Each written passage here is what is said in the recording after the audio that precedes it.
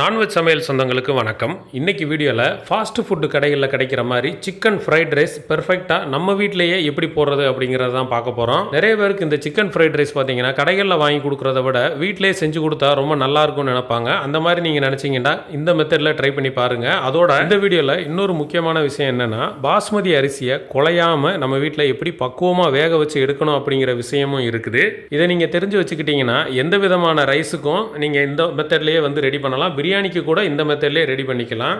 வணக்கம். நீங்கள் நம்ம நான்வெஜ் சமையலில் என்ன பார்க்க போகிறோம்னா, சிக்கன் ரைஸ் வீட்டிலேயே நம்ம கடையில் சாப்பிட்ற மாதிரி எப்படி சிக்கன் ரைஸ் பண்ணுறது தான் பார்க்க போகிறோம். அதுக்கு நம்ம இன்றைக்கி போன்லெஸ் சிக்கனு ஒரு 300 கிராம் வாங்கியிருக்கோம். 300 கிராம் பார்த்திங்கன்னா நல்ல பெரிய பெரிய துண்டாக வாங்கியிருக்கோம். அதாவது கிட்டத்தட்ட ஒரு 20 கிராம் இருக்கும். அந்த அளவுக்கு நல்லா கட் பண்ணி வாங்கிட்டு 2-3 தடவை நல்லா கழுவி எடுத்து வச்சுருக்கோம். தண்ணி இல்லாமல் எடுத்து வச்சுருக்கோம். இதில் ஒரு 1/4 டீஸ்பூன் தூளுப்பு, ஒரு 1/2 டீஸ்பூனு காஷ்மீரி மிளகாத்தூள், ஒரு 1/4 டீஸ்பூன் மிளகுத்தூள், சிக்கன் 65 மசாலா ஒரு 2 டீஸ்பூனு. மற்ற எந்த மசாலா வேண்டாம், இது மட்டும் போதும். தயிர் ஒரு 3 டீஸ்பூனு தயிர் சேர்த்துக்கோங்க. இந்த பவுலில் மைதா மாவு இருக்குது, ஒரு 1/4 கப்பு, கிட்டத்தட்ட ஒரு 50 கிராம் இருக்கும். மைதா மாவு மட்டும் உள்ளே சேர்த்துக்கோங்க. எண்ணெய் வந்து ஒரு டீஸ்பூன் சேர்த்துக்கலாம். இப்போ எல்லாத்தையும் நல்லா பிசைஞ்சு விட்டுறலாம். முதல் வந்து சிக்கனில் இருக்க ஈரத்துக்கேவும் நம்ம இந்த தயிரோட ஈரத்துக்கேவும் சிக்கன் நல்லா ஒரு பரட்டி விட்டுறலாம். இந்த அளவுக்கு நல்லா பிசைஞ்சு முடிச்சுட்டு ஒரே ஒரு டேபிள் ஸ்பூனு தண்ணி சேர்த்துக்கலாம்.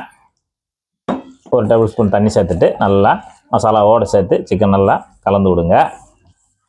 மசாலாவில் நல்லா பரட்டியாச்சு. இது அப்படியே ஒரு 1/2 மணி நேரம் ஊறட்டும்.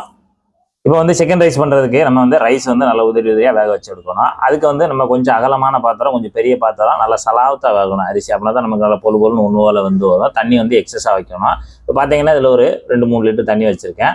நல்லா தண்ணி சூடாயிருச்சு. பாஸ்மதி அரிசி தான் இன்றைக்கி எடுத்திருக்கேன். பாஸ்மதி அரிசி நான் வந்து 1 கப் எடுத்திருக்கேன், அதாவது 1/4 கிலோ எடுத்திருக்கேன். தண்ணியில் நல்லா 2 தடவை கழுவிட்டு ஒரு 1/2 மணி நேரம் நல்லா ஊற வச்சுருக்கேன். நல்லா 1/2 மணி நேரம் ஊற வச்சுருக்கேன். அப்படின்னா தான் நமக்கு ரைஸ் வந்து நல்லா உதிரியாக கிடைக்கும், விரிசல் இல்லாமல் கிடைக்கும். இப்போ ரைஸை வந்து தண்ணி நல்லா சூடான பிறகு தான் ரைஸை போடணும். நீங்கள் வந்து தண்ணியை வச்சுட்டு அப்படியே ரைஸை போட்டக்கூடாது. தண்ணி நல்லா சூடான பிறகு தான் ரைஸை உள்ளே போடணும். எல்லாத்தையும் நல்லா ஏற்கனவே தண்ணி வச்சுட்டோம். நம்ம ஊற வச்சுருக்க அந்த அரிசியை மட்டும் எடுத்து போட்டால் போதும். இந்த ரைஸுக்கு தேவையான உப்பு ஒரு 1/4 டீஸ்பூன் தூளுப்பு சேர்த்துக்கலாம். 1 டீஸ்பூனு வாசனை இல்லாத எண்ணெய் சன்ஃப்ளவர் ஆயில் சேர்த்துக்கலாம். புதினா தழை கொஞ்சமாக சேர்த்துக்கலாம். சேர்த்துட்டு ஒரு தடவை நல்லா கலந்து விடுங்க. அடுப்பு ஹை ஃப்ளேம்லேயே இருக்கட்டும். நல்லா கொதித்து ரைஸு நமக்கு ஒரு பாதி அளவுக்கு வெந்து வரணும். இப்போ நம்ம பாஸ்மதி ரைஸு 10 நிமிஷம் ஆச்சு. 10 நிமிஷத்தில் பார்த்தீங்கன்னா நல்லா 3/4 வாசி நல்லா சூப்பராக வந்துருச்சு. இந்த அளவுக்கு நல்லா வெந்து வந்துடணும். இந்த அளவுக்கு நல்லா வெந்து வந்த உடனே நம்ம தண்ணியை பூரா தனியாக எடுத்துகிட்டு ரைஸாக மட்டும் உதிரியாக தனியாக எடுத்து வச்சுக்கலாம். ரைஸை மட்டும் தனியாக இது போல் உதிரியாக எடுத்து தண்ணியை பூரா வடிகட்டி எடுத்து தனியாக ஒரு தட்டில் தட்டி ஆற வச்சுக்கலாம். சிக்கன் பார்த்திங்கன்னா நல்லா ஒரு 1/2 மணி நேரம் நல்லா மசாலாவிலே ஊறிடுச்சு. நல்லா ஒரு தடவை பரட்டி விட்டுக்கோங்க.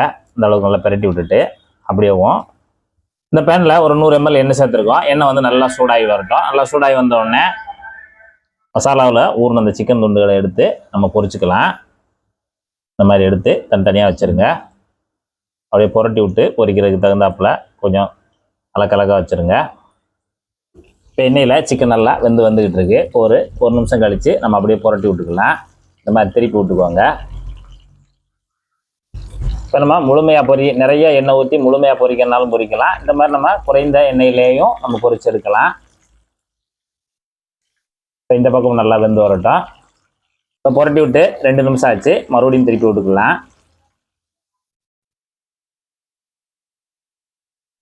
இது போல் அப்பப்போ திருப்பி விட்டு இந்த சிக்கனை வந்து நல்லா இதுலேயும் நம்ம ஃப்ரை பண்ணி எடுத்துடணும். இப்போ சிக்கன் நல்லா ரெடி ஆயிடுச்சு. கிட்டத்தட்ட ஒரு 6 நிமிஷம் 7 நிமிஷம் ஆகும் ரெடி ஆகிறதுக்கு. நல்லா புரட்டி விட்டு சூப்பராக சிக்கன் நல்லா ரோஸ்ட் ஆனோடனே எடுத்துடலாம் நம்ம.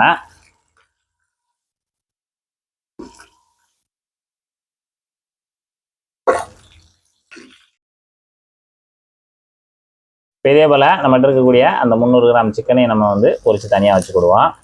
சிக்கன்லாம் நல்லா பொரிச்சாச்சு. இது எல்லாத்தையுமே நம்ம சின்னதாகவும் கட் பண்ணி இல்லைன்னா பிச்சு ரெடியாக வச்சுக்கலாம். அடுத்து ஒரு பெரிய கடாயை எடுத்து அடுப்பில் வச்சுட்டு ஒரே ஒரு டேபிள் ஸ்பூனு எண்ணெய் சேர்த்துக்கலாம்.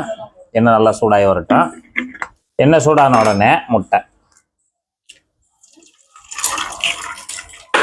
ஒரு 4 முட்டை உடைச்சி ஊற்றிக்கலாம். 4 முட்டையை உடச்சி ஊற்றிட்டோம் நம்ம ரைஸ்க்கு.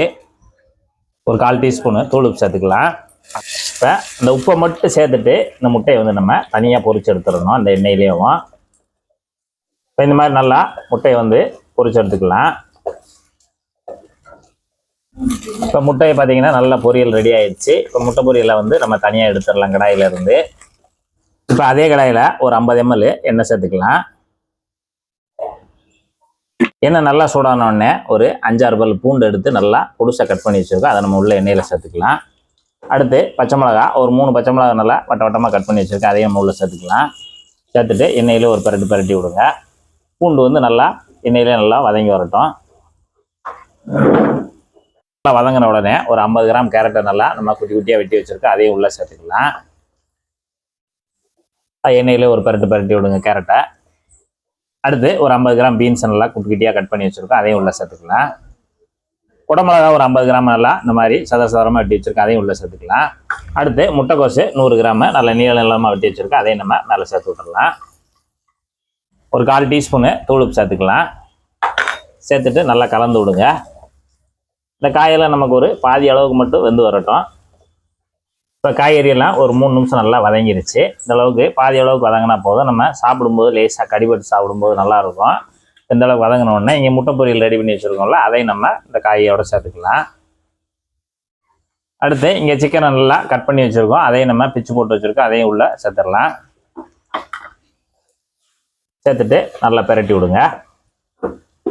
சிக்கனையும் போட்டு நல்லா கலந்து விட்டுட்டு இப்போ நம்ம வந்து ரைஸ் நல்லா வேக வச்சு உதிரியாக வச்சுருக்கோம்ல, இந்த இடத்துல ரைஸ் சேர்த்துடலாம்.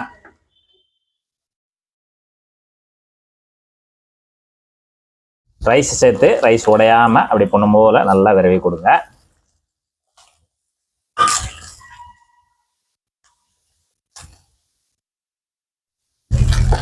அடுப்பை மீடியத்தில் வச்சுக்கோங்க. சூப்பராக ரெடி ஆகிக்கிட்டு இருக்கு. இப்போ அடுத்து ஒரு 1/2 டீஸ்பூனு மிளகுத்தூள் சேர்த்துக்கலாம். தான் நம்ம காரத்துக்கு நல்லாயிருக்கும். ரைஸ்னாலே அந்த மிளகுத்தூள் தான். ஜீரகத்தூள் ஒரு 1/2 டீஸ்பூன். இது டொமேட்டோ சாஸு ஒரு 2 டீஸ்பூன் மட்டும் சேர்த்துக்கலாம். இந்த இடத்துல நீங்கள் சோயா சாஸ் பிடிக்கும்னா சோயா சாஸ் கூட ஒரு டீஸ்பூன் போல் சேர்த்துக்கலாம், நல்லாயிருக்கும். கடைசியாக கொஞ்சமாக மல்லி இலை தூவிடலாம். தூவிட்டு நல்லா கலந்து விடுங்க.